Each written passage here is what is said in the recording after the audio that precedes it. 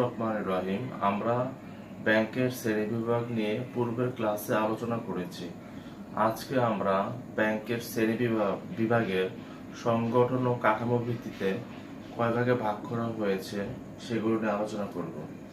ব্যাংকের শ্রেণীবিভাগ সংগঠন ও কাঠামো ভিত্তিতে ব্যাংকের শ্রেণীবিভাগটাকে 4 ভাগে ভাগ করা হয়েছে। একটা হলো একক ব্যাংক, 2 নম্বর হলো শাখা ব্যাংক, 3 নম্বর হলো চেইন ব্যাংক, 4 নম্বর হলো গ্রুপ ব্যাংক। তো আমরা প্রথমে আলোচনা করব হলো এই একক ব্যাংক নিয়ে। একক ব্যাংক বলতে বোঝানো হচ্ছে এমন একটা ব্যাংককে যে ব্যাংকের মূলত কোনো ধরনের শাখা থাকে না, যে ব্যাংকটা যে কোনো জায়গায় যে কোনো অঞ্চলে যে কোনো একটা স্থানে অবস্থান করে থাকে। এই ব্যাংকের কোনো ধরনের শাখা কোথাও পাওয়া যায় না। এই ধরনের ব্যাংক আমাদের দেশে নেই। এই ধরনের ব্যাংকগুলো আমেরিকাতে কিছু দেখা যায়। 2 নম্বর হলো আমরা যে ব্যাংক নিয়ে আলোচনা করব সেই ব্যাংকের নাম হলো শাখা ব্যাংক।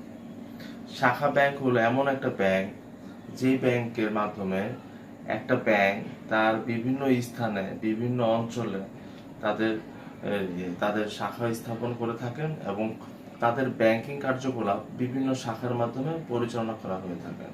তার মানে কোনো একজন ব্যক্তি যদি কোনো একটা শাখা ব্যাংকে হিসাব করে থাকেন, তাহলে ওই ব্যাংকে যেসব অঞ্চলে বা যেসব জায়গায় তাদের শাখা রয়েছে সেখান থেকে তারা ব্যাংকিং কার্যকলাপ সম্পাদন করতে পারবে। এটাই মূলত হলো শাখা ব্যাংক। এখন আমরা আলোচনা করব হলো চেইন ব্যাংক নিয়ে।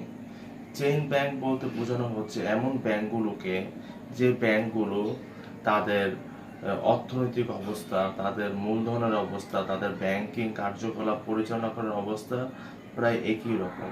তারা যখন একত্রিত হয়ে ব্যাংকিং কার্যকলাপ করে থাকেন তখন সেই ধরনের ব্যাংকগুলোকে চেইন ব্যাংক বলে।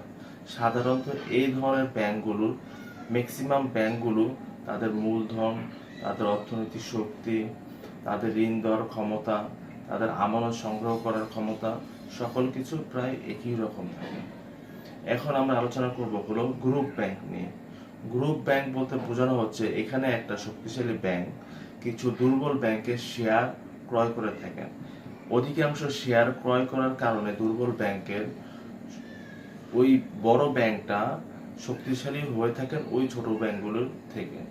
তখন ওই বড় ব্যাংকটা ওই দুর্বল ব্যাংকগুলোর উপরে বিভিন্ন ধরনের পরিচালনা নিয়ন্ত্রণ ভার তার হাতে চলে যায়। এইভাবেই গ্রুপ ব্যাংক কাজ করে থাকে।